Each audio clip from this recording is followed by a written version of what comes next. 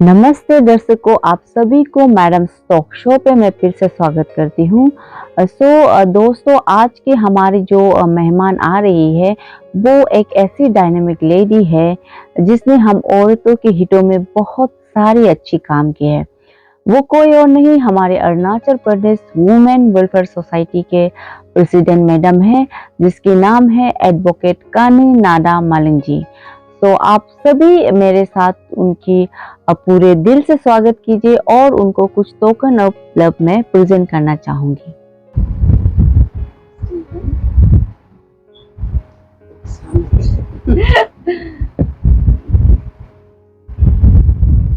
हाँ, तो सबसे पहले मैम आपको मेरे ओर से ये सवाल है कि आपने इतना सारा कार्य किए हैं हम और महिलाओं के लिए, तो आप किस किस सेक्टर में जाके आपने कौन कौन सा काम किया, तो हाईलाइट कर दीजिए मेरी ऑडियंस को, ताकि उनको भी पता चले कि हमारे यहाँ की वुमेन वेलफेयर सोसाइटी कितने ज़्यादा काम मेहनत कर रहे हैं हम औरतों को अपलिफ्टिंग करने के लिए। Thank you so much. पहला तो आपको, आपका और आपका दर्शक को भी नमस्कार मेरा तरफ से, और Arunachal Pradesh women welfare society की तरफ से भी आपको तहे दिल से शुक्रिया अदा करना चाहती हूँ कि आपने आज मुझे यहाँ पे बुलाया। आपका जो मैडम टॉक शो पे, इसलिए मैं बहुत खुश हूँ। आपको भी धन्यवाद। आपने बहुत अच्छा इनिशिएटिव लिया, जो महिला स्पेशली हम लोग जैसे औरत लोग को एक मौका दिया, एक प्लेटफॉर्म दिया अपना पर्सनल लाइफ शेयर करने के लिए। जैसे आपने पूछा मुझे मेरा जो किस किस क्षेत्र में मैंने काम किया है, तो मेरा जो है लगभग आज बहुत साल हो गया। आप देखेंगे समाज में, इवन इन APWW 15 साल मैंने यहाँ पे काम किया। पहला तो मैं एक JB लॉ कॉलेज से मैंने पास किया, उससे आगे मैंने BSc नर्सिंग किया था। मेरा दर्शक को भी जानना चाहिए, मैंने 4 इयर्स मेरा जो है BSc नर्सिंग जो +12 साइंस पास करके रीजनल कॉलेज ऑफ नर्सिंग है गुवाहाटी पे, उसमें मैंने 4 इयर्स का जो ग्रेजुएशन जो नर्सिंग में मैंने किया है।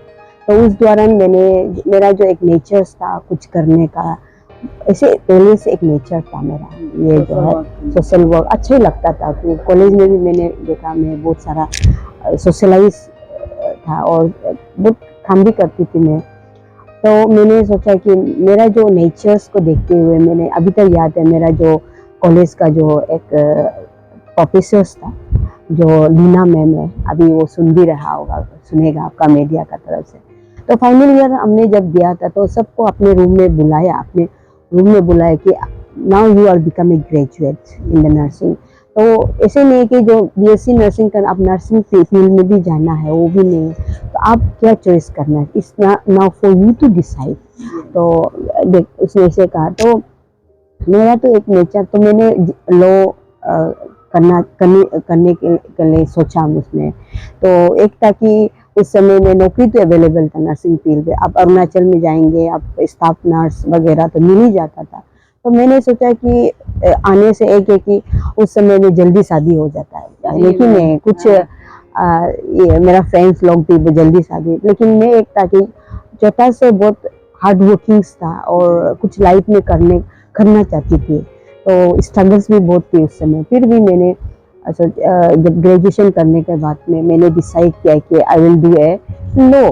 तो उस समय में ज़्यादा महिलाएं लॉ नहीं करते थे। हाँ, तो उसके पीछे में मैंने decided the questions now come is the financial, जो अभी जैसे कॉलेज में ज्वाइन करना, आपको फी देना, तो उसके लिए मैं एक अपना पेरेंट्स को एक्स्ट्रा बर्डन नहीं दे सकती, क्योंकि 4 साल का कोर्स उन्होंने बहुत तकलीफ से मुझे पढ़ाया।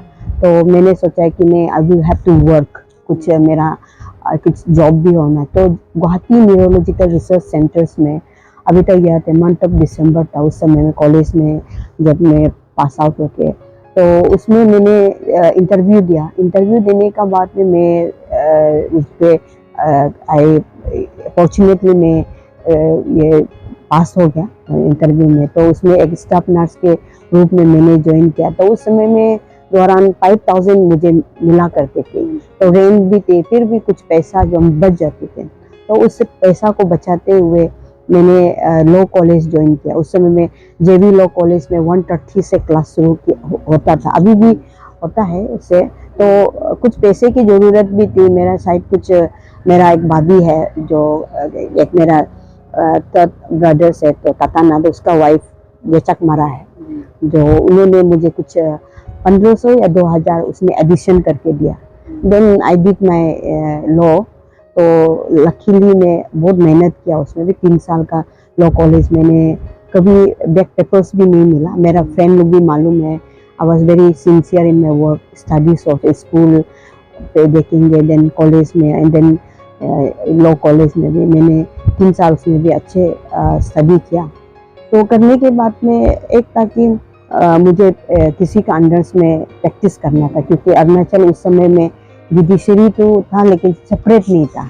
आप देखिएगा जुडिशरी वॉज नॉट सेपरेटेड। 2012 या 13 का ही सेपरेशन था। 2008 वगैरह को जब मैं फाइनल ईयर करने के बाद में मैं एक सीनियर्स के साथ में ज्वाइन किया, जो बहुत अच्छा अभी दिलीप मजुमदार बोल के है, तो मेरा सीनियर सुन भी रहा होगा। तो उनके अंदर में मैंने लगभग 1 साल वहाँ के उनके नेतृत्व में वहाँ पे गुवाहाटी हाई कोर्ट जो गुवाहाटी में ही मैंने प्रैक्टिस किया। तो उसमें काफ़ी मुझको एक्सपीरियंस भी रहा। देन आई थॉट कि I will come back to my states, क्योंकि यहाँ पे ऐसे था कि कम लेडी लॉयर्स था, ना के बराबर था, 4 या 5 ही होगा उस समय में। तो मैं यहाँ पे आया स्टेट में। देन अगेन देखा कि बहुत सारे डोमेस्टिक वायलेंस केसेस होता था। देन अगेन ये चाइल्ड मैरिज था, पोस्ट मैरिज, ऐसे बहुत सारे केसेस आए। तो उस समय में हम लोग का EAC लोग होता था, मैजिस्ट्रेट लोग होता था, DC लोग, वहाँ में कोर्ट में जाना पड़ता है। तो इस प्रकार से बहुत सारा केसेस में लेके कमीशन पे भी गया, औरतों का केसेस को लेके। देन कमीशंस ने बाद में मुझे भी अप्रोच किया कि they need a legal adviser, उनको एक लीगल एडवाइजर का जरूरी है। तो जो प्रोसीडिंग्स उन लोग का होता है, क्योंकि कमीशंस जो है एक क्वासी जुडिशियल का रोल करता है, क्योंकि कुछ केस आता है तो उसको समनिंग करना, उसका प्रोसीडिंग करना, प्राइवेट पब्लिक डॉक्यूमेंट्स को कॉल करना, जो सिविल प्रोसीजर कोड में कुछ पावर्स उनको भी दिया गया। तो वो बोला कि मुझको अब पैसा तो नहीं है, फिर भी आप ज्वाइन करेगा। तब उस समय में याद है कमलीन मौसम जो है चेयरपर्सन था। देन हमारे जो वाइस चेयरपर्सन मेपुंग तादर था, बागे जो अभी है, हम बागे मेपुंग तादर बागे। देन अगेन हम लोग का यटर नासी मैडम था मेंबर में, केन्यर रिंगू था, देन तादर यटर लोग था, तो मेंबर सेक्रेटरी ममता रिवा था। तो इन लोगों ने काफ़ी, मैं अभी तक बहुत थैंकफुल करती हूँ उन लोगों ने। दो पैसा नहीं था उस समय में, अब कमीशन का चेयरपर्सन या मेंबर का ही पैसा नहीं, 7000 था। तो उन्होंने बोला कि वी आर गेटिंग 7000 ना, तो उसमें आप 6000 से करेगा क्या। तो मैंने बोला कि नहीं, मुझे आपको प्लेटफॉर्म दिया है महिला लोगों के लिए काम, क्योंकि पहले से मेरा ऐसे इंटरेस्ट था कुछ करना है समाज के लिए। तो इस प्रकार से महिला आयोग में भी मैंने जुड़ा। तो उस समय में बहुत केसेस हुआ करता था, अभी ऐसे नहीं, चाइल्ड मैरिज को फोर्स मैरिज अभी तक मैं याद हूँ। Even they try to bang a room also, जब चाइल्ड मैरिज फोर्स मैरिज का केसेस वगैरह हम जब फ्री कर देता है तो बहुत सारा कठिनाई का सामना करना पड़ता। पीपल नॉट अवेयर अबाउट, लोग के बारे में नहीं जानते थे। तो इसी दौरान जब मुझे एक मौका, that was a golden period आएगा, मैंने करीबी से देखा कि हमारे जो सोसाइटी में महिला का क्या स्थान है, किस प्रकार से वो अत्याचार सहता है। अभी तक मैं याद है एक महिला जो, I can not forget that case also, 32 years of marriage होने के बाद उनके नाम जो सर्विस बुक तक नहीं था। तो ये एक बहुत दुख एक केस, अभी तक मैं इस केसेस को याद करती हूँ, ये अभी तक ये जो केसेस। तो हमारे महिला लोग बहुत फैमिली के लिए सेक्रीफाइस करता है, हस्बैंड के लिए फैमिली, लेकिन कहीं ना कहीं भूल जाता है अपने आप के लिए। जब घटना होता है कमीशंस में तब उनको शौक हो जाता है, सब उनको पता। कभी कभी ऐसे केसेस भी आते, लेट हो जाता है आते आते। तो इस प्रकार से चाइल्ड मैरिज केस अभी तक याद है, छोटा से जो पेट में ही हम लोग का उस समय में ये करके ध्यान दे दिया जाता था, ट्रांजैक्शंस वगैरह जो है। तो इस प्रकार से कमीशंस में काम करके मैं बहुत एरिया में भी घुमा, जैसे कमीशन लोगों के साथ सरली, जैसे लोग उस समय मोटरेबल रोड नहीं था, पालीन जैसे जो कोनर वाक्का जैसे ना, कोनर जो स्टेट के हर कोना में अवेयरनेस हम किया था। तो क्योंकि एक्सटेंसिव अवेयरनेस का बहुत ज़रूरी था। तो करते करते मेरा तो एक था कि उन लोग को एक एडवाइस करना, केसेस करना, साथ में अपने प्राइवेट केसेस भी कुछ कुछ टेकअप किया करते थे उस समय में भी, because I have to be a practical. तो इस दौरान मैंने 7 years of my life commission को विदाउट एनी इन रिटर्न 6,000 था, खुद का ही ड्राइवर का ही 5,000 होता है, 1,000 ही बचता है। फिर भी मैंने ये पैसा रुपया पैसा का कुछ लोभ नहीं था, मुझको करना था कुछ समाज में कुछ चेंजेस, और मैं खुश होती हूँ जब सब अभी औरत बहुत अवेयरनेस वगैरह है ना। तो इस प्रकार से मैंने 7 years as a legal advisor भी काम करा। तो मैंने सोचा कि मैंने बहुत दिया है, देन स्ट्रीमलाइन भी बहुत हो चुका है, तो मैंने सोचा कि मैं ये करके अपना प्रैक्टिस में आ जाऊंगी। तब in the mean time child welfare committee में मेरा नाम भी रिकमेंडेशंस किया गया था, जो ICR। तो उस समय में मुझको भी पता नहीं था कि चाइल्ड वेलफेयर कमेटी का जो फंक्शंस होता है क्या होता है ना। तो बहुत सारा लोग को भी उस समय 2016 की मैं बात कर रही हूँ, तो लोगों को भी पता नहीं था कि चाइल्ड वेलफेयर कमेटी का क्या फंक्शन है। मुझको भी पता नहीं था जब I was approach for the chairperson, जब रिकमेंडेशंस मेरा नाम नहीं है, तब मैं आके देखा कि ये जो है उस समय में इंफ्रास्ट्रक्चर का कोई डेवलपमेंट नहीं था DC ऑफिस के बगल में। तो उस समय में देखा है कि लोग को अवेयरनेस नहीं था child welfare is a bench of magistrate, जो child in need of care and protection, जैसे कि चाइल्ड लेबर हो गया, जो सेक्सुअल अब्यूज का केस होता है, और जो बच्चा को अबंडन किया जाता है, जो माँ पिताजी सरेंडर नहीं चाहता है बच्चा को, और कभी कभी होता है कि जैसे नेचुरल कैलेमिटीज वगैरह होता है, जब बच्चा लोग को छोड़ दिया जाता है, ओपन हुआ जाता है। तो दिस इज द वेरी जो चाइल्ड वेलफेयर कमेटी का जो फंक्शंस रहा है बहुत इम्पोर्टेंट है। तो उसमें मैंने जब ज्वाइन किया, स्टाफ वगैरह भी नहीं था, फिर भी आई टू गेट चैलेंजेस। तो मैंने अभी तक याद है उस समय में मेरा जो डिप्टी कमिश्नर था वो प्रिंस दावन था, तो उन्होंने भी बहुत सपोर्ट किया हमारी, जो मेरा टीम में ओयम बिंगे मैडम था और ली अते भी था। तो इसका पीछे में याल मैडम भी था और एक SI निशान भी था उस समय में। तो मेरा जो थैंकफुल है, मैंने काफ़ी हमने अवेयरनेस वगैरह प्रोग्राम्स किया विदाउट एनी एज इन किसी से। तो काफ़ी लोगों को डोर टू डोर कैंपेनिंग शुरू किया, चाइल्ड वेलफेयर क्या चीज़ है, और चाइल्ड बहुत सारा मैंने अभी तक याद है कि 18 FIR मैंने लॉन्च किया, जहाँ पे जो सेक्सुअल अब्यूज केसेस वगैरह था, स्पेशली जो सेक्सुअल अब्यूज केसेस में उसको इस मैंडेटरी टू रिपोर्ट्स ना, जो बहुत सारा केसेस जैसे चाइल्ड लेबर केसेस वगैरह भी रेस्क्यू किया, बहुत मेहनत किया चाइल्ड लाइन के द्वारा। और I am very thankful to my जो लीड थे, उसमें लेबर ऑफिसर था और ओयम बिंकेप जो मेंबर्स था, उन्होंने काफ़ी मुझको साथ किया।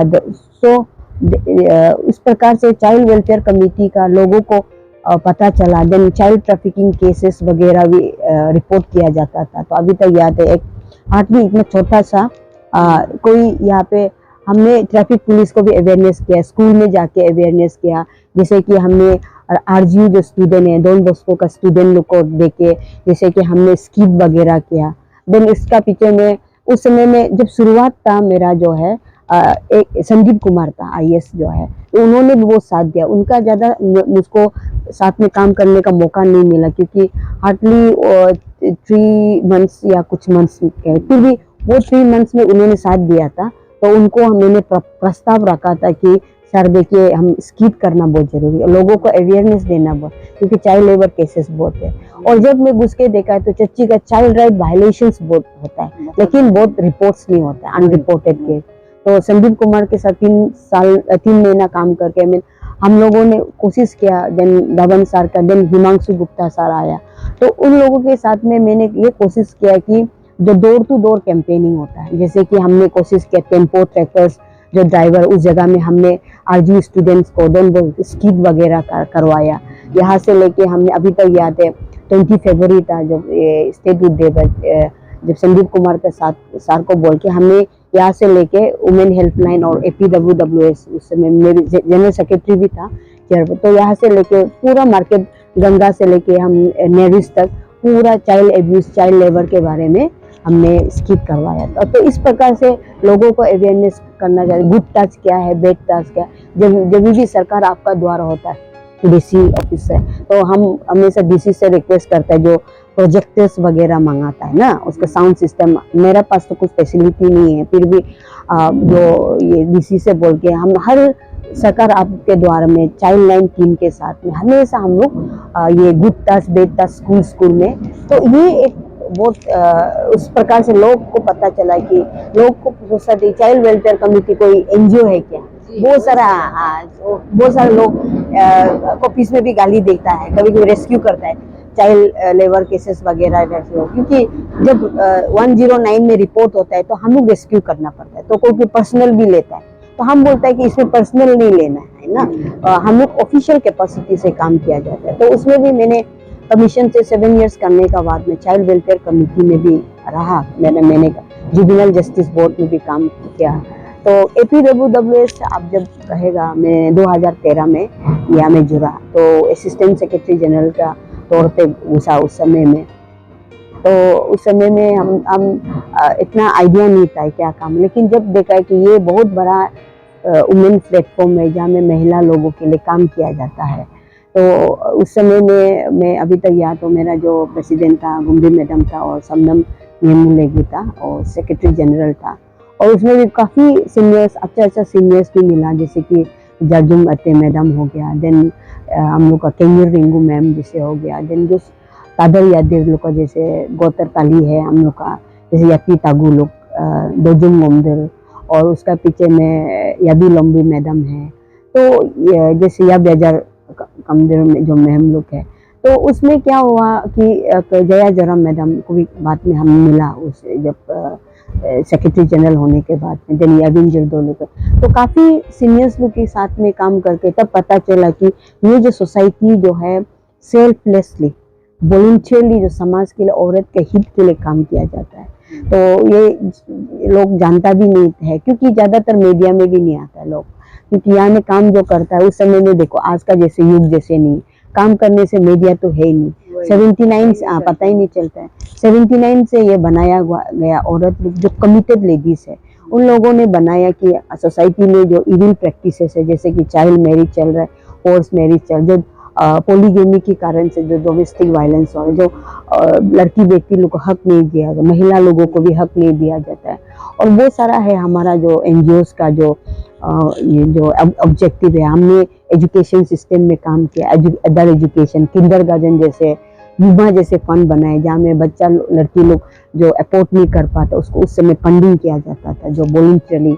तो इसका पीछे कल्चरल एक्सचेंज प्रोग्राम्स बोलो, then again state level human right issues बोलो, काफ़ी ये हम लोग का जो मैम जो अभी आप देखिएगा जो महिला आयोग आया हुआ है, तो उसको लेके आने के लिए भी हम लोग का जो APWWS का ही हाथ, उन्होंने काफ़ी संघर्ष किया। 2005 में इन्हें लेके आया, उस समय आप सोच के देखिए, एक दो मैडम का पास ही फोन रहता है और ना तो गाड़ी भी है, इतना भी कष्ट, देखिए आपको मीटिंग वगैरह कंडक्ट करने के लिए भी प्रॉब्लम होता है। तो इस प्रकार से मैंने असिस्टेंट में ज्वाइन किया, सीनियर्स लोग देखा मैंने मेरा काम को, देन उन लोगों ने सेक्रेटरी जनरल बनाया, डिप्टी मैडम मेरा उस समय में प्रेसिडेंट था, देन 2 टाइम्स सेक्रेटरी जनरल होने के बाद में देन अगेन मेरा जो जितना भी सीनियर्स है मैडम्स लोग है, और मेरा जो ब्रांचेस है, मेरा वेल विशर लोग बोला हमको एक प्रेसिडेंट का रूप में दिया गया। तो 2000 लास्ट ईयर से 10 अक्टूबर से मैंने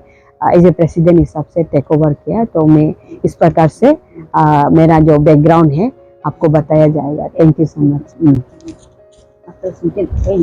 आपका जर्नी बहुत लॉन्ग था और आपने बहुत दिया हम औरतों को, इसके लिए थैंक यू सो मच। और आप अभी प्रेसिडेंट पोस्ट में, उससे ज़्यादा खुशी मेरे से ज़्यादा कौन एक्सप्रेस कर सकेगा, मैं बहुत खुश हूँ उसके लिए। तो मेरा अगला सवाल ये है कि हर किसी का एक इमोशनल साइड होता है ना मैम, तो मेरा टॉक शो का यही मतलब है कि हम उस इमोशनल साइड से, उस हार्डनेस से हम अपना ऑडियंस को, अपने बच्चों को, जो यंग यूथ आ रहा है उनको कुछ मोटिवेट कर सके। तो आपका ऐसा कुछ स्टोरी जहां आप बहुत इमोशनली आप बहुत गिरे, लेकिन आपने किस तरह उससे अपने आप को ओवरकम किया और आप आगे बढ़े? जैसे आपने कहा है जो संघर्ष जिंदगी में हर लोगों का संघर्ष होता है, आपका भी संघर्ष है, हर लोगों का देखता है कि अलग अलग प्रकार का संघर्ष जिंदगी में है। तो इस प्रकार से मेरा भी जिंदगी बहुत संघर्ष था। मैं जिस प्रकार से आज बोल सकती हूँ, मैं ऐसे नहीं था। I was a very quite girl actually. जब आप स्कूल समय में देखें मेरा क्लासमेट लोग, I am a product of government school. हम गवर्नमेंट स्कूल से पढ़ के, गवर्नमेंट मिडिल स्कूल जो बाजार लाइन का है, देन हायर सेकेंडरी नागपुर जो सही पास आउट किया गया स्टूडेंट है। तो स्टडी बोलेगा तो आई वॉज वेरी स्टूडियस, मेरे हार्ड वर्किंग था। मेरा जो पढ़ाई में एक था कि मेरा सिर्फ लाइफ में एक था कि पढ़ाई करके कुछ बनना है, क्योंकि मेरा फैमिली एक समय तो बहुत अच्छा था। मेरा फादर जो नादा महाजन बोल के लोग जानते हैं, तादा अभी नहीं है, मर गया, वो कैंसर से मर गया, ले तादा नादा, और मेरा माँ यही नादा है। तो एक समय तो बहुत अच्छा था, पिताजी बस मेरा क्वाइट दुकान वगैरह था, चलता था।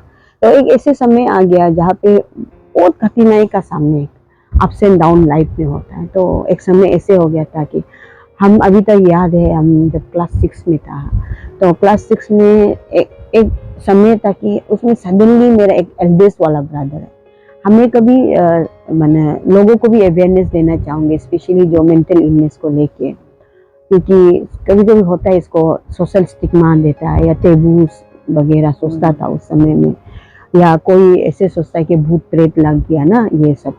तो मेरा संघर्ष बोलेगा तो उस समय से, जब मैं क्लास 6 में था तब से शुरू हो गया। तो पिताजी लोग भैया का बीमार का कारण से बहुत प्रॉपर्टीज भी लॉस होने लगा, तो दुकान भी डाउन हो गया। देन अगेन एक ऐसे समय भी था कि जैसे कि उस समय में हमारा जो है कोई आज का जैसे ये नहीं था आपका, जो आजकल होता है ना, गैस वगैरह तो नहीं था, है कि नहीं, इलेक्ट्रिसिटी। ऐसे नौबत भी आया था। हम स्पेशली मेरा ऑडियंस लोग को भी जाना है, लाइफ में ऐसे अप्स एंड डाउन भी होता है। ऐसे नौबत में पढ़ाई इतना करने मन है, लेकिन कभी कभी होता है कैंडल नहीं है ना, घर में लकड़ी नहीं होता है, तो ऐसे नौबत भी आया। क्योंकि पिताजी उस समय में हम लोग का ऐसे गैस सिस्टम नहीं था, तो बहुत सारा लोग उस समय में हमको बोलता है कि जो आस पड़ोस का या मेरा अंकल्स लोग, मेरा माँ गोंगो है, बोलता है कि तूतू को देखो, क्योंकि वो लोग ये बोलता है कि तूतू को हमको ही एग्जाम्पल देता है। हाँ तूतू था। तो हम पढ़ाई करने दिल होने से क्या करता है, कभी कभी दुकान का जो कार्टून्स होता है ना, तो लेके जला के भी मैं पढ़ती थी, तो स्कूल भी जाती थी। मेरा माँ जो मॉर्निंग को एक बार मुर्गा दाग देने के बाद, उठने के बाद हम लोग को ब्रेकफास्ट बनाने के बाद खेती चली जाती थी। तो एक था कि हम खाना वाना पका के स्कूल जाते, देन हम आई विल कम बैक ना स्कूल से। तो कभी कभी ऐसे था कि जो एक अभी तक याद है, आई वॉज वेरी स्टूडियस ना, मेरा जो लाइफ में हम बहुत पढ़ाई इतना पढ़ता था कि मत बोलिए। एक बार ऐसे पढ़ के भी मैंने कैंडल को याद जला के क्लास 10 में, घर भी आग जलने वाला, मैं इतना तक स्टूडियस, तो स्टूडियस वही हम बता रहे हैं। तो इस प्रकार से ऐसे नौबत भी आता था कि जो पढ़ने तो दिल है लेकिन फैसिलिटी नहीं है, और घर में रोज भैया का बीमार का कारण से पूजा पाठ होता है। तो इस प्रकार से जिंदगी में बहुत संघर्ष हुआ। देन अगेन कॉलेज जब किया तो मेरा फैमिली लोग पढ़ाई बहुत ठीक था। मेरा जो बड़ा भैया जो एल्डर था, उनका पढ़ाई भी बहुत अच्छा था, काफ़ी डिस्ट्रिक्ट टॉपर था। सेकेंड का भी जो मेरा भैया है नैया नादा, जो उनका भी काफ़ी, वो लोग का भी तता नादा है, देन तागी नादा, देन उसके पीछे मैं हूँ, उसका मेरा एक भाई है तायो।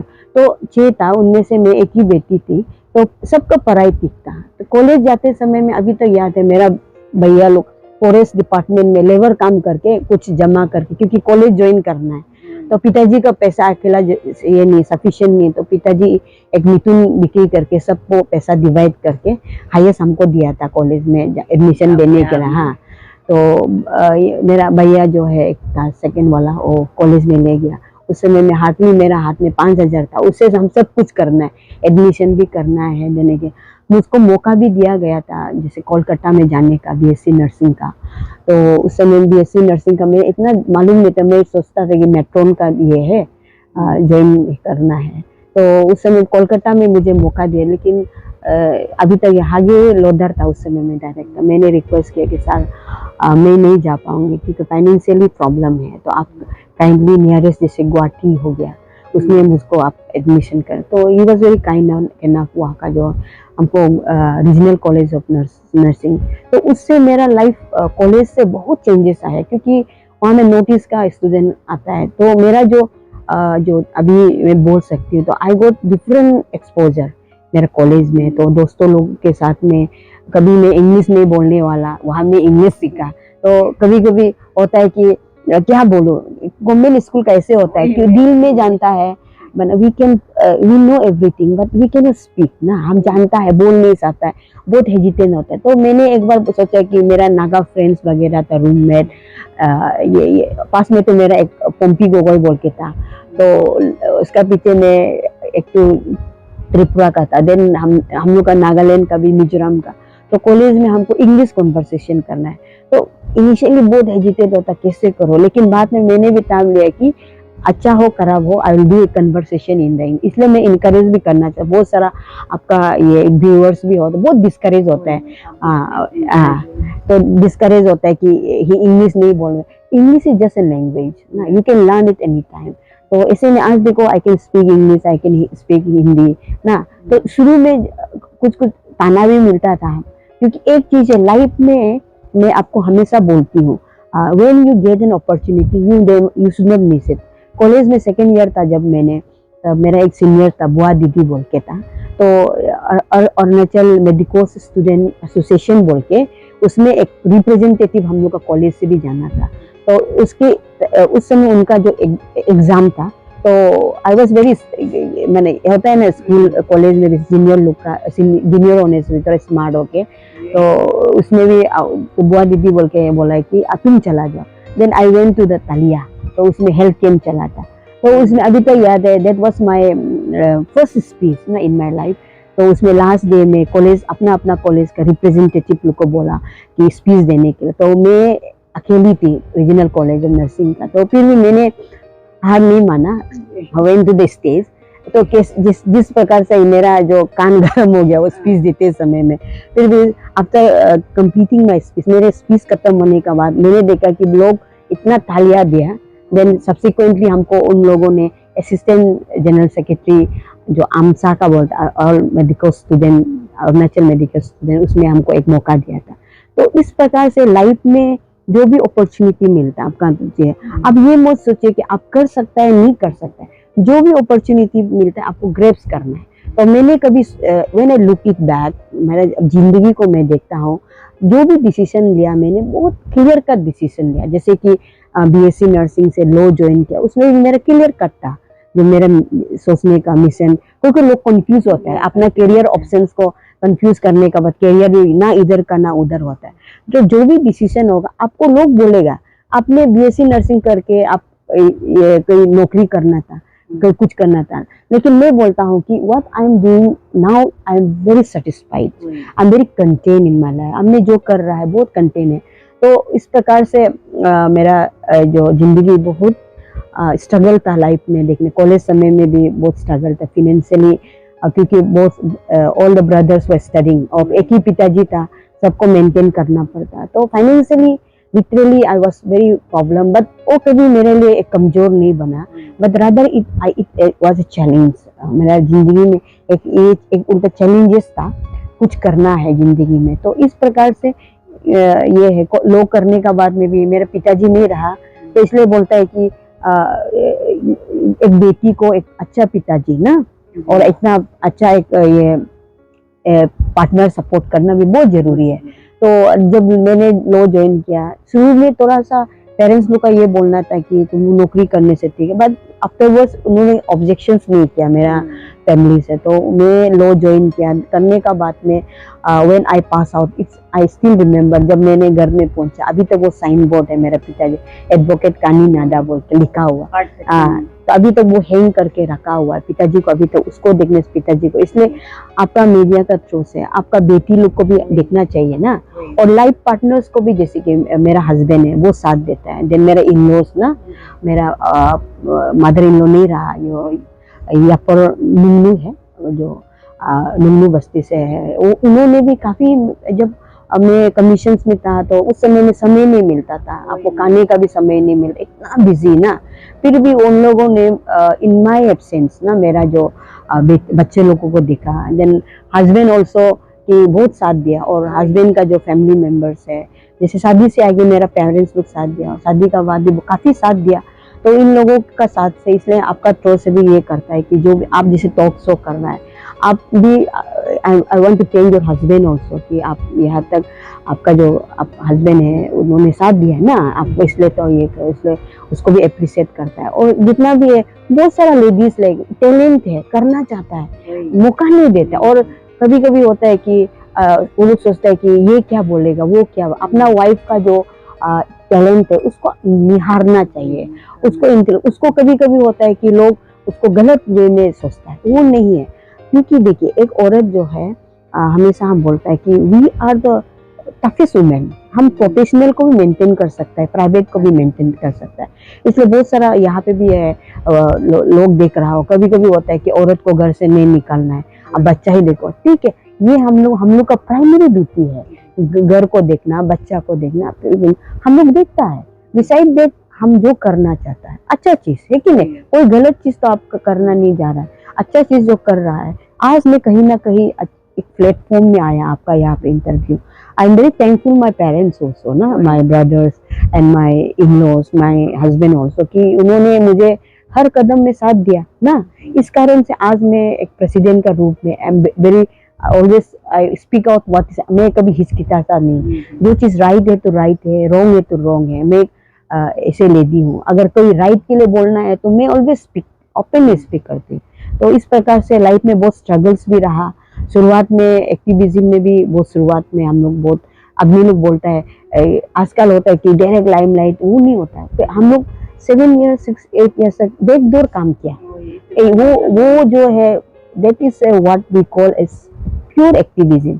हम फ्रंट में नहीं आता, फिर भी हमने इतना काम किया। और इस प्रकार से APWWS भी इस प्रकार का ऐसे एनजीओ है वो जो काम करता है, लेकिन लोग बोलता है कि क्या करता है, लेकिन आज एजुकेशन आगे बढ़ गया, औरत लोग आज वुमेन एम्पावरमेंट हो गया, ये APWWS का कंट्रीब्यूशन है। लोग जान, जैसे वुमेन पुलिस स्टेशन आ गया, चाइल्ड कमीशन, वुमेन कमीशन हो गया, आपका जितना भी वुमेन रिलेटेड इश्यूज है, हम जो गवर्नमेंट के साथ में प्रोग्राम पॉलिसीज में सजेशन देता है।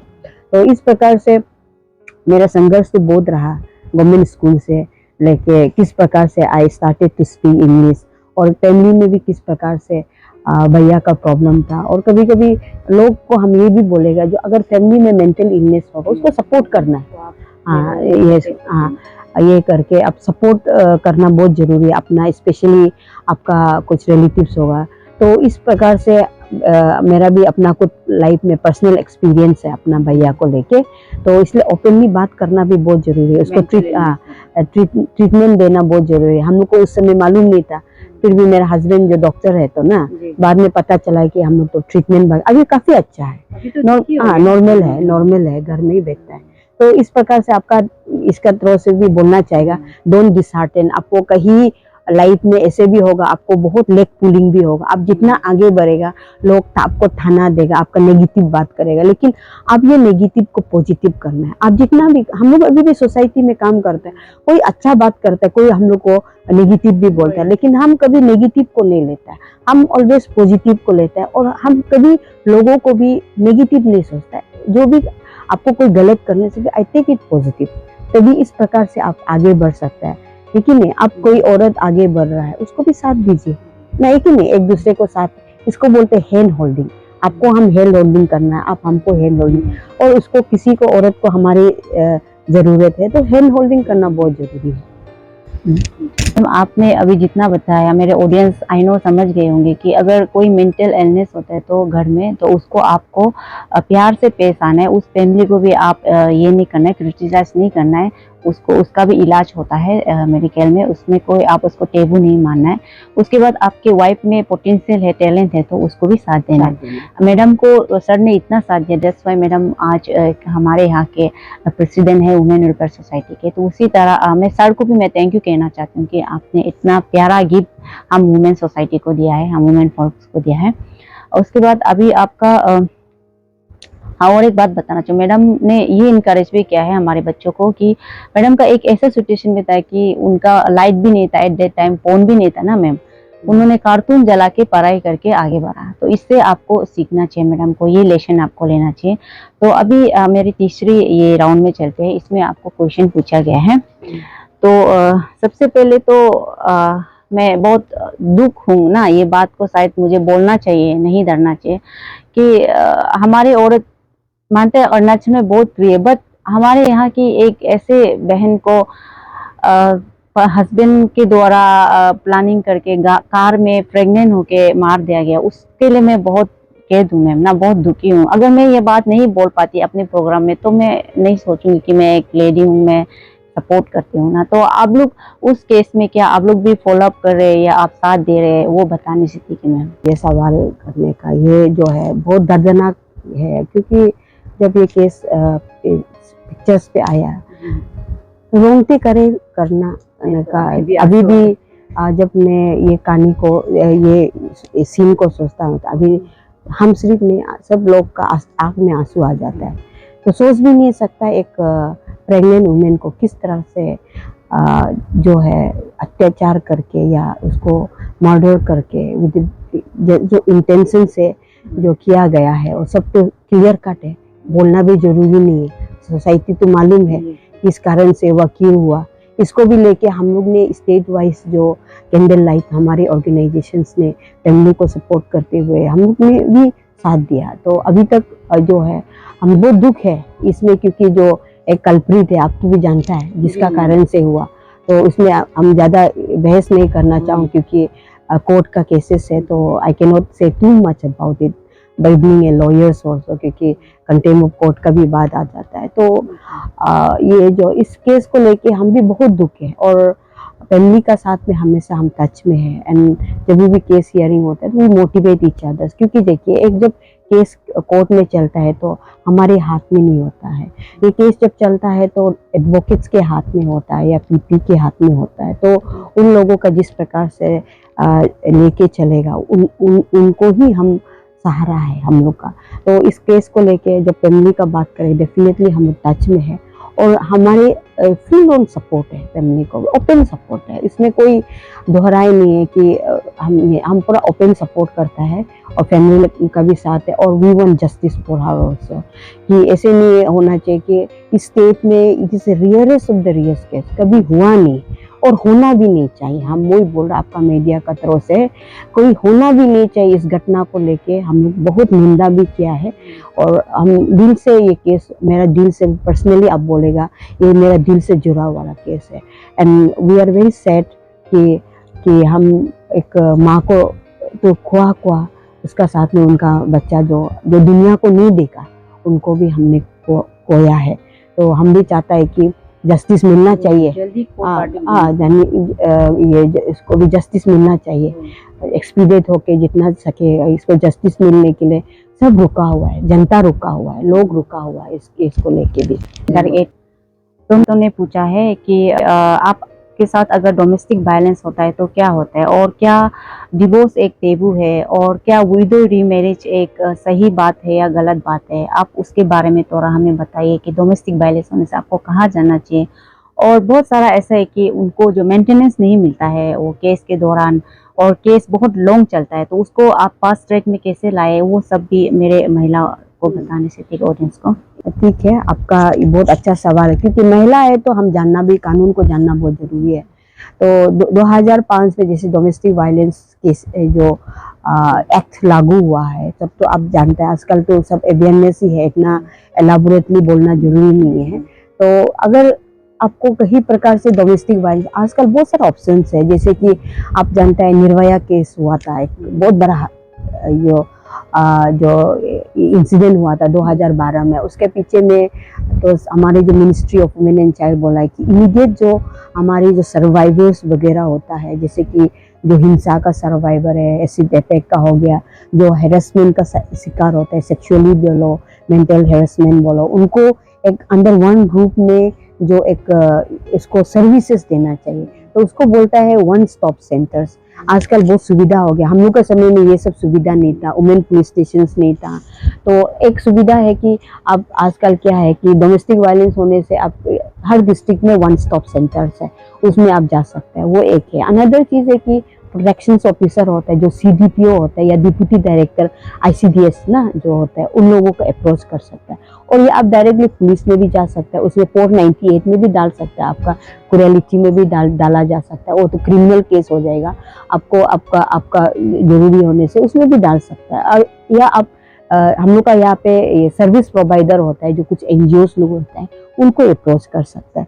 तो इस प्रकार से आप डोमेस्टिक वायलेंस का शिकार, एक एक ही आपको देखो, आपको राइट नहीं है किसी को आपको पीटने के लिए, आपको घर से भी निकालने का कोई, या आपका प्रॉपर्टीज है, आपका राइट जरूर नहीं है कि आपका बिना नॉलेज में आपका हस्बैंड बिक्री नहीं कर सकता है, जो रेस्ट्रेनिंग कर सकता है, और कस्टडी मिल सकता है, और आपको मॉनिटरी रिलीफ जो होता है मिल सकता है। तो इसमें आपको जानना है, अगर आप ये है तो बहुत सारे रिलीफ है आप मिल सकता है। आप जैसे कोई होता है कि मेंटेनेंस आप यहाँ में भी डाल सकता है, या 125 सीआरपीसी में भी जा सकता है। अगर आपका आप उधर जाना है चाहता है तो उधर जा सकता है, या डोमेस्टिक वायलेंस एक्ट का अंदर में आप जाना है, आप बस बच्चा का कस्टडी लेना है, अब ये कर रहा है आपका, आपको वायलेंस कर रहा है ना, उसको प्रोटेक्शन ऑर्डर या रेसिडेंशियल ऑर्डर, रेस्ट्रेनिंग ना, उसको आप जैसे कोई नौकरी कर रहा है, उसमें आपका हस्बैंड आके डिस्टर्ब करता है, तो इस प्रकार से उसको रेस्ट्रेन डिस्टर्ब नहीं करने के लिए भी हो सकता है। वो एक है।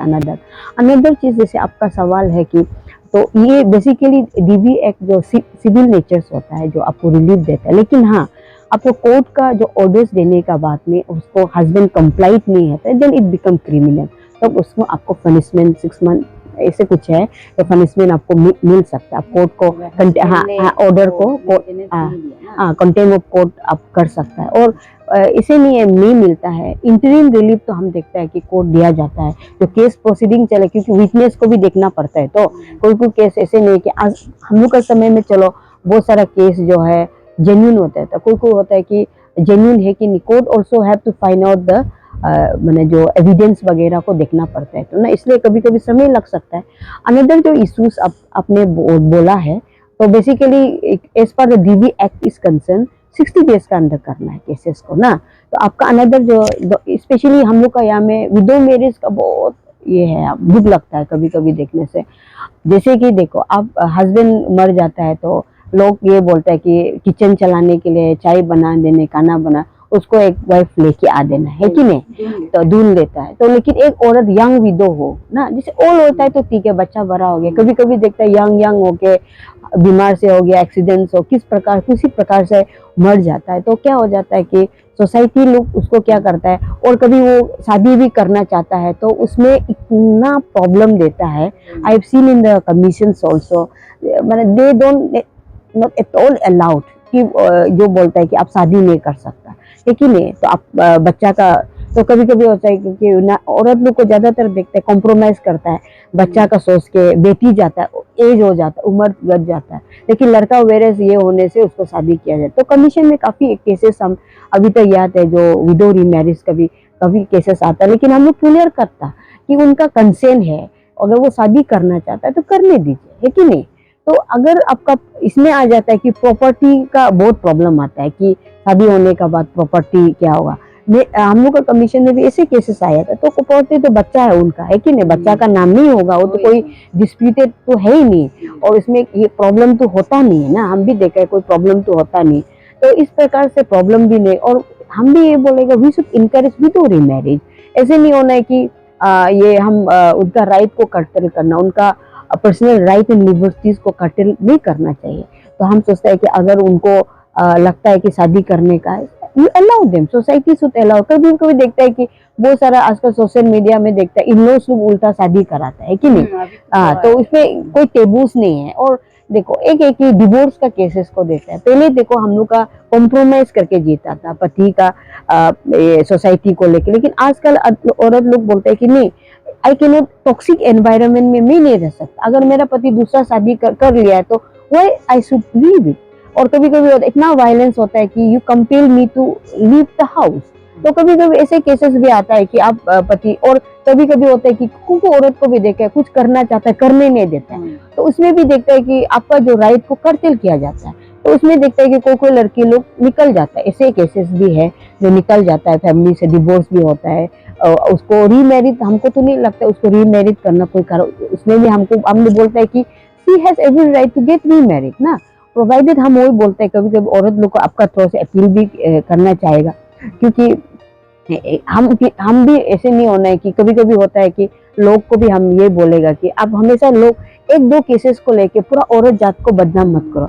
बहुत सारे केसेस जेन्युइन होता है, एक दो केस होता है कि जो कभी गलत करके ना, तो वो ना भी है, ऐसे नहीं बोल के, लेकिन एक दो केसेस का कारण से आप पूरा औरत को क्यों आप ब्लेम करते हैं, ये भी करना चाहिए। और एक दो औरत हो सकता है जो कानून को मिसयूज किया जाता है, लेकिन सब औरत को मिसयूज नहीं करता है। और हम औरत लोग को भी बोलेगा आप लोग कानून को मिसयूज मत कीजिए, क्योंकि मिसयूज करेगा आप लोग का कारण से हम लोग जो जेन्युइन वाला औरत जो बहुत सारा होता है अत्याचार कर रहा है, वो लोग आ नहीं सकता, उल्टा उनको गलत नजर से देखता है। तो लोगों को भी मिसयूज नहीं करना चाहिए, वो मेरा सवाल है। और हमको तो नहीं लगता है कि सोसाइटी जैसे जैसे प्रोग्रेस होता है, हम लोग का दिमाग भी प्रोग्रेस होना बहुत जरूरी है। जो that's what we call the progressive society, है कि नहीं।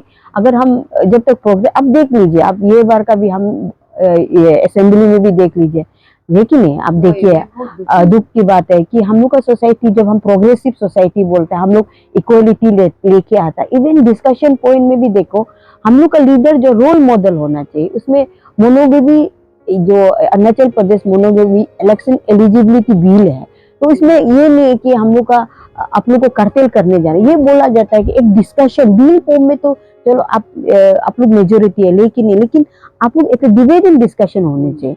हम क्या देखते हैं कि हम लोग का यहाँ में लीडर बन गया, इतना वाइफ शादी करता है, इसका भी बनाओ उसका भी बनाओ, है कि नहीं। हमने स्टेटमेंट दिया फॉर्च्यूनर इसको भी कर दो उसको भी, सब औरत तो गलत नहीं है। फर्स्ट वाइफ को हमाया भी लगता है, बहुत सारा वाइफ है जो कॉम्प्रोमाइज करके बेच रहा है, क्योंकि क्या करेगा सोसाइटी, क्या होता है कि हम लोग का जो इसको भी शादी को वोटिंग मिलेगा, औरत लोग को टूल का जैसे यूज करता है कि नहीं। तो हम बोलते हैं कि देखो वी हैव टू रेज, हम लोग सोसाइटी आगे बढ़ना पड़ेगा। अगर ये घटना जो है आपका बेटी में होता, आप कैसे रिएक्शन करता। इवन इससे हम लोग असेंबली में जो इतना ये विड्रॉल तक लेके आने का, अब इससे पता चलता है कि हम लोग का असेंबली भी सम सेक्शन, सबको नहीं बोले, उसमें अच्छा आदमी भी है, अच्छा लीडर भी है, सम सेक्शंस ऑफ पेट्राइकल माइंडसेट जो इतना प्रेशर डालता है कि गवर्नमेंट को विड्रॉ करने तक नौबत में आने देना है। ये एक सवाल। और गवर्नमेंट को हम ये बोलते हैं कि अब प्रेशर में क्यों आता है कि नहीं, अब डिस्कशन में आना चाहिए। अब बोलते हैं कि औरत का नारी शक्ति का बात करता है, अब बोलते हैं सबका साथ सबका विकास बात करता है, लेकिन आप जब डिस्कशन पॉइंट, तो आपको हम बोलते हैं कि बेटी पढ़ाओ बेटी बचाओ, कहाँ में गया ये सब आपका नारा जो है। Whereas you are the majority, centre में आप लोग का गवर्नमेंट है, यहाँ में आप लोग का गवर्नमेंट है कि नहीं। आप डिस्कशन पॉइंट में लेके आने से हम लोग इतना नाराज नहीं होना था। ये हम नाराज नहीं है, सब औरत जात नाराज है, क्यों डिस्कशन पॉइंट में नहीं। हाँ, डिस्कशन पॉइंट तो आने दो, तब हम लोग पता चलेगा क्या है हम लोग का। हिस्ट्री में भी रोज आना चाहिए था, लेकिन इतना तक तो लेके नहीं। इससे बड़ा दुख हम लोग के लिए, नारी जाति के लिए, नारी जाति के लिए ये बहुत बड़ा। और आज हम लोग उस दिन देखिए, हम लोग इतना धूप में खड़ा करना पड़ा, हम लोग गया नहीं ना वहां में खड़ा करने का, हम लोग गया था असेंबली को विटनेस करने का, लेकिन हम लोग कंपेल के इतना धूप में, इतना सीरियस मैडम लोग हम लोग का साथ में, हम लोग करा करके साइलेंट प्रोटेस्ट करना भी पड़ता, ये दिखाने के लिए आप लोग औरत का कुछ हित के लिए। कल देखो आज वो लोग सप्रेस हम लोग को करेगा, कल को भी सेम कोई बिल लेके आएगा, तो वो इस प्रकार से सप्रेस किया जाएगा इसमें। लेकिन हम ये बोलेगा आपका तो से भी अच्छा है, आपका ब्रीफिंग है, आप लोग हम लोग को हमेशा सप्रेशन नहीं करना। आपका बेटियां भी है कि नहीं, आप खुद का भी बेटी है। आप लोग देखिए, आपका खुद का घर में जब जलेगा तब आप लोग ये रियलाइजेशन होगा। जब तक आपका घर में प्रॉब्लम नहीं होता, आप रियलाइजेशन नहीं होता सब। तो इसमें हम भी ये बोलेगा कि आप लोग डिस्कशन पॉइंट, इससे हम लोग का पेट्राइकल माइंडसेट पता चलता है कि नहीं। बहुत सारा हम लोग का लीडर लोग एक एग्जाम्पल ही सेट करना पड़ेगा, है कि नहीं। वो लोग हम लोग को रोल मॉडल बनना पड़ेगा। लेकिन अगर हम लोग उससे चैरिटी बिगिन प्रॉब्लम, अगर हम बोलते हैं कि सोसाइटी को सुधरना है, आप स्पीच में इलेक्शन में बात करता है, आपको ये सब बात करता है, आप अपना में सुधर आगे है। That's where I said begin from your home. लेकिन ये बिल को डिस्कशन नहीं करने का एक बहुत, हम लोग बोलेगा कि 6 September 2023 will be remember by all of us in the history of women movement कि अब बिल डिस्कशन पॉइंट तक नहीं आने दे, it will be consider as a dark day. लेकिन ब्लैक डे हम लोग के लिए किया जाएगा, क्योंकि हम लोग का, ये हम लोग का नहीं, जनरल पब्लिक लोग का भी ठीक था, लेकिन नहीं सोसाइटी के लिए ठीक था। करप्शन को कंट्रोल करने का भी एक मुद्दा था, और सोसाइटी को एक लाइन में लेके आने का था, लेकिन आप लोग ने आने नहीं दिया। ये सबसे दुख का बात है। इतना ज्यादा हम नहीं बोलेगा, क्योंकि आप लोग तो सोशल मीडिया में भी देख चुका है। मैम उसके बाद ये आप मैंने सुना है कि आप लोगों ने पीएम सर को नरेंद्र मोदी जी को लेटर लिखा है, तो क्या लगता है कि पॉजिटिव रिजल्ट नहीं, आएगा? अभी तक तो लिखा नहीं है। हम लोग का तरफ से लिखने के लिए हम लोग का तरफ से सीएम को भी एक्चुअली अपील किया था, तरफ से आप लोग साथ देना, लेकिन अनफॉर्चुनेटली नहीं हो पाया। बिल विड्रॉ करके ये नहीं हो पाया, तो हम लोग भी दुख है क्या, व्हाट एंड हु प्रोसेस, किसने फोर्स किया उसको विड्रॉ करने का, ये भी एक बहुत दुख का बात है। तो डेफिनेटली हम लोग का रिसेंटमेंट तो शो करना पड़ेगा। कल को हम लोग का आने वाला पीढ़ी के लिए भी बहुत खराब एक तो ये है, ये रह जाएगा अगर हम लोग इसको आवाज नहीं हो। डेफिनेटली हम लोग फ्यूचर कोर्स ऑफ एक्शन, हम लोग तो जो चंद्रयान-3 का बात करता है वहाँ में वुमेन साइंटिस्ट का बात करता है कि नहीं, उसका अचीवमेंट का बात करता है। अब वुमेन एक तो अच्छा एक बिल लेके आने था, आप लेके आने नहीं दिया, तो ये नरेंद्र मोदी तक आवाज जाना चाहिए। आपका तरफ से भी हम सोचते हैं कि नरेंद्र मोदी तक आवाज पहुंचना चाहिए। जरूर मैं कहूंगा आपका तरफ से भी कि आपने मुझको इस समय में बुलाया और बोलने का मौका दिया। Thank you so much. और मैं आपका दर्शकों को भी बोलेगा कि आप लोग इसको मैडम को भी इनकरेज कीजिए। उनका जो भी चैनल है मैडम टॉक शो, बहुत अच्छा एक टॉक शो है, ये भी इस काइंड ऑफ वुमेन एम्पावरमेंट है। आप लोग उसको लाइक कर देना है ना, और आगे उसको ये बहुत सारा अगर जितना भी व्यूअर्स रहेगा सब्सक्राइब करेगा तो उनका भी और मोटिवेट रहेगा।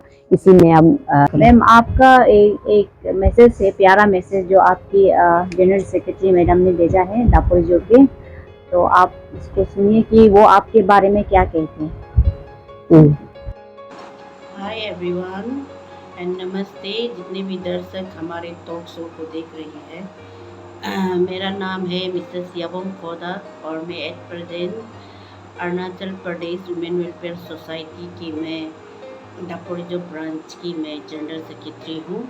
और मेरे आज टॉक शो में आने का एक ही मकसद है, हमारे अरुणाचल के सबसे एकदम छाया हुआ पेला हुआ हमारे मैडम एडवोकेट कानी नादा मलिंग के बारे में बताना है। तो मुझे आप सब जानते होंगे हमारे मैडम कानी नादा मलिंग जी अभी हमारे अरुणाचल में छाया हुआ है, और उसके बारे में तो बोलने से बहुत कुछ है, बहुत कुछ है कि उसके बचपन से लेके उसके अभी तक का जितना वो मेहनत किया है, जितना बहुत अच्छा काम औरतों के लिए किया है, अपना पति बच्चा घर संभालते हुए और पूरा अरुणाचल के वुमेन वेलफेयर सोसाइटी को संभालने वाला, ऐसे बहुत स्टोरी है उसके बारे में, और बोलने से तो बहुत लंबा हो जाएंगे। और मैडम एडवोकेट कानी नादा मलिंग मेरा फेवरेट है और मैं हमेशा उसकी रेस्पेक्ट करती हूँ। और जब भी हमारे अरुणाचल में कोई भी वुमेन को कुछ मतलब प्रॉब्लम होता है, हमेशा हमारा मैडम आगे आते हैं, आगे आके हमारे मदद करते हैं। और मैं भी एक ऐसे औरत थी, हाउसवाइफ, मैं कुछ नहीं जानती थी, मगर आज मैं हमारे मैडम कानी नादा मलिंग के वजह से आज मैं इस तरह वीडियो भी बना सकती हूँ और कभी कभार मैं स्टेज में भी आ जाती हूँ। ये सब हमारे मैडम एडवोकेट मैडम कानी नादा मलिंग की वजह से है।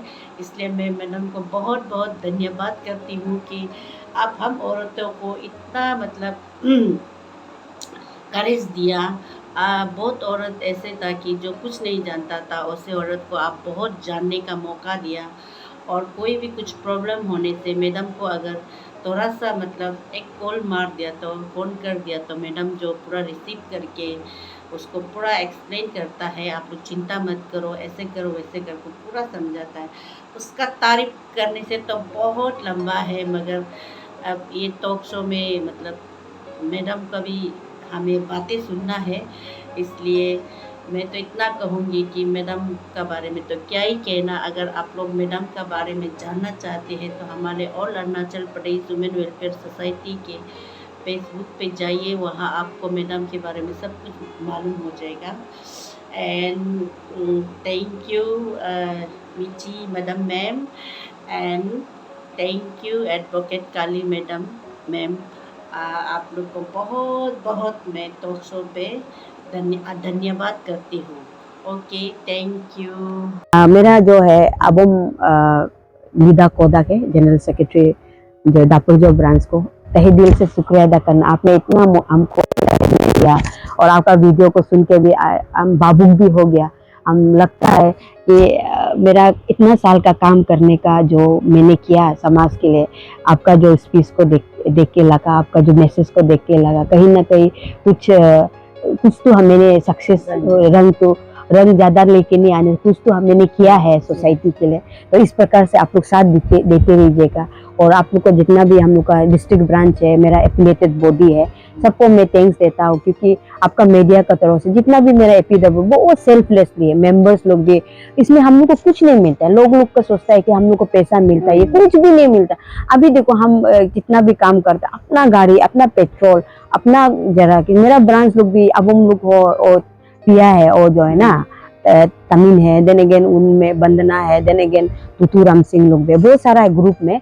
तो वो लोग जो है जितना भी ग्रुप में सेल्फलेस, और मेरे हर डिस्ट्रिक्ट को देखो, यिंकियों का देखो, दिवांग वैली का, अनिनी का, दुमपुरी जो का हम लोग का जो युदिक है ना, ये युदिक लोग मैडम लोग है, देन अगेन वहाँ में बहुत सारा हम लोग का दुमपुरी जो ब्रांच लोग है, देन अगेन तलिया में है, देन अगेन हम देखे जीरो में है, देन अगेन अभी कमले में भी हो गया, देन अगेन आप देखिएगा वहाँ में नामसाई में, चौकाम में है। हम लोग का पूरे वुमेन लोग भी हम लोग का साथ देता है, हम लोग का सेप्पा का टीम लोग भी साथ देता है।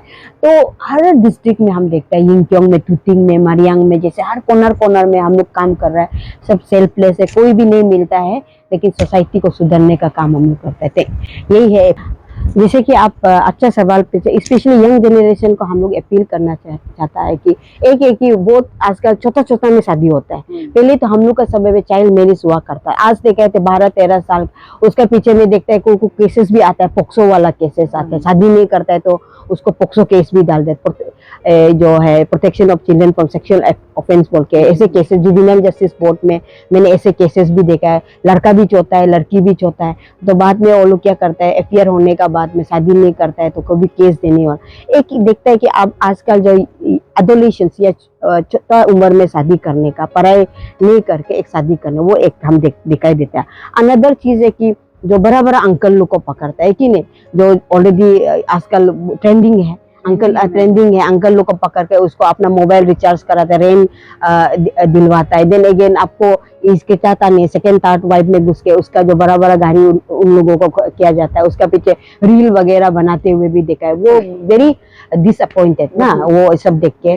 तो स्पेशली हम लोग लेडी लोग को भी ये बोलेगा, कोई है जो फंस जाता है। कभी वो होता है कि वो लोग को बोलता है कि ऐसे भी केसेस देखा है कि शादी शुदा नहीं है, उसका साथ में उसको एफआईआर रख देते हैं, प्रेग्नेंट करा देते हैं, मजबूरी से भी बैठने वाला, ऐसे भी हम देखा है एक दो। लेकिन ज्यादातर केसेस हम देखते हैं कि आपको हम औरत लोग को भी ये, स्पेशली गर्ल लड़की लोग को ये बोलेगा, बहुत सारा लड़का आपको ये बोल सकता है मेरा पत्नी जो है ठीक नहीं है, हम लोग बहुत साल से सेपरेट बैठ रहा है, उसका पीछे में मेरा फैमिली को नहीं देखता है, मतलब बहुत सारे एक्सक्यूजेस आपको मन इमोशनली ब्लैकमेल भी कर सकता है। और आप जानना है, जब तक लीगली सेपरेट नहीं होता है, सेपरेटेड बैठना इज नॉट ए डिवोर्स। तो आप लोग भी ऐसे करके, कोई होता है ऐसे नहीं, उसका पत्नी ठीक नहीं है, वो नहीं है, ये नहीं है, ऐसे करके क्या सेकंड थर्ड में घुस जाता है। और कभी लड़का का ये हाव भाव में जाके जो प्रॉपर्टी को उनका ये, अब ये सोचना है कि वो पति को एक आदमी बनाने का उसका फर्स्ट वाइफ ने कितना मेहनत किया है कि नहीं। कोई देखता है इतना मेहनत करके बड़ा कंट्रैक्टर बना देता है, बड़ा ऑफिसर्स बना दे। इस केसेस भी हम कमीशन में देखा। बाद में जब रिटायरमेंट का समय आ जाता है, जब स्टेब्लिश होकर अच्छा एक उम्र आ जाता है, तो एंजॉय करने का समय आता है, तो दूसरा लड़की ले जाता है। और लड़की का दिल जो है कांच की तरह होता है, जैसे कि शीशा, फट जाने का बाद जोड़ने के लिए बहुत मुश्किल होता है। ये भी आप जानना, स्पेशली लड़का लोग को ये बोल, और लड़का लोग को भी ये अपील करेगा कि देखिए, आप किसी एक औरत के साथ में, आपका वाइफ, आपका भी बेटी होगा, है कि नहीं, आप उनका साथ में गुजरेगा तो कैसे फील होगा। इसलिए हम लोग सोसाइटी को बोलते हैं कि हम लोग का पॉलीगेमी जनरेशन से होके आया, और वो सोशल सैंक्शन है नहीं, जो सोशल इविल्स है, ये पॉलीगेमी इस लाइक सोशल इविल्स, ये हम लोग का जो है चाइल्ड मैरिज का सोशल, जो चीज अच्छा है लेके जाना है, लेकिन जो चीज खराब है उसको हम डिस्कार्ड करना है। पॉलीगेमी एक सोशल इविल्स है जिसको हम टोटली डिस्कार्ड करना है, हम टोटली रेस्ट्रिक्टेड करना है, बैन करना बहुत जरूरी है। और कुछ हम लोग का यहाँ पे सोसाइटी में भी हम देखते हैं कि स्पेशली देखते हैं सेकेंड थर्ड वाइफ लोग भी आके बहुत बड़ा भाषण भाषण फूकता है ना, उसको तो हम तो बोलते हैं कि तुम जितना भी भाषण फूको, जितना भी तुम स्मार्ट हो, you are second class citizens ना। तो कोई कोई हो सकता है, जैसे कि जमाना में हम देखा है कि मजबूरी से शादी करता है, जबरदस्ती। आज वो युग नहीं है। आजकल आप देखना चाहिए कि आप किसका साथ जा रहा है, उसका ऑलरेडी फैमिली मेंबर, आप उसका किसी का फैमिली मेंबर को आप एक ही नहीं बर्बाद कर रहा है। तो इसमें एक चीज हम देखा है कि जो औरत का आंसू तो कहीं जाएगा नहीं, है कि नहीं। आप आज वो औरत को चीटिंग करके आपको शादी किया, कल आपके साथ में भी ये घटना हो सकता है। तो इसलिए हम ये बोलेगा कि ऐसे करना नहीं चाहिए ना, और अपील भी करेगा हम लोग का, स्पेशली गर्ल चाइल्ड लोग को। एक आजकल देखते हैं ड्रग्स का भी प्रॉब्लम है, तो ये सब फन ना, शॉर्ट टाइम इंजॉयमेंट के लिए आप लोग मत कीजिए। इसमें आप फ्यूचर जितना भी आज हेपेटाइटिस बढ़ रहा है, हेपेटाइटिस सी बढ़ रहा है, हेपेटाइटिस बी क्यों बढ़ रहा है, ये ड्रग्स का कारण से भी हम लड़की लोग प्रोस्टिट्यूशन में जा रहा है, क्यों ना, एड्स वगैरह बढ़ रहा है। तो इसमें देखा जाने से हम लड़की बेटी लोग को बोलेगा कि देखिए पढ़ाई लिखाई करना है, आगे बढ़ना है। स्पोर्ट में भी देखिए बहुत अच्छा काम, हम लोग दापो में देखिए बायो वाला बेटी है, ये रूपा बायर लोग देखो बहुत अच्छा काम कर रहा है नेशनल इंटरनेशनल लेवल में। बहुत सारा आजकल लड़की लोग देखते हैं स्पोर्ट में भी सक्सेसफुल हो रहा है। तो ये है, बेटी लोग को रिक्वेस्ट करेगा कि आप लोग गलत रास्ता मत चुनिए, सही रास्ता चुनिए, और सही रास्ता का चुनेगा अंत भी सही होता है। गलत रास्ता चुनेगा आपका अंत, आपको कभी भी सेटिस्फेक्शन नहीं मिलेगा। आपका पति हाउस, इसका घर भी जाएगा, उसका आपको जब जरूरी है, आपको पति को चाहिए कि नहीं, आपका पति जब शेयरिंग होगा आपको भी समय नहीं देगा, आपका बच्चा बीमार होगा ना, आप सेकंड थर्ड में आएगा, आप कॉम्प्रोमाइज करना पड़ेगा, है कि नहीं। आप आवाज नहीं उठा सकता है किसी को, एक सोसाइटी का साथ उठ नहीं करते। जितना भी आप सच दस के, आपका पास गाड़ी क्यों ना हो, गोरा क्यों ना हो, प्रॉपर्टी क्यों ना हो, लेकिन आप समाज का सामने उठ नहीं, एक आप सेकंड क्लास सिटीजन, और आपका सामने में नहीं बोलेगा, आप जाने के बाद लोग आपका बारे में बोलेगा कि आपका बारे, ये देखो सेकंड वाइफ है, देखो ओवर करता है, ये करता है, बहुत सारा आपका बारे में भी बोलेगा। तो ये सब मत कीजिएगा, आपको डिस्करेज इतना भी आपको जस्टिफाई, आप ये भी, हम बहुत सारा लोग को भी सुनता है कि वो पति को अच्छा से नहीं रखता, वो दोनों पर्सनल मैटर है कि नहीं। पति को अच्छा नहीं रखना, पति का दे, उन लोग को पर्सनल मैटर है, उन लोग को सुलझाने दो। अगर लीगली सपोर्ट होता है तो वो अलग बात हो सकता है, मर गया पत्नी ना, डाइवोर्स हो गया, पत्नी मर गया, वो अलग बात हो सकता है। तो आप क्या करना नहीं कर, हम लोग कौन होता है बोलने वाला। लेकिन एट द एंड आप अपना लाइफ को अपना बर्बाद मत कीजिए, अपना लाइफ अपना आपका हाथ में, आप अच्छा करेगा, आपका कर्म अच्छा होगा, अंत भी अच्छा होगा। लोन भी है, हाउस मेकर भी है, हाउस मेकर, यही है APWWS come selfless and volunteer works. Thank you so much ma'am, thank you, welcome.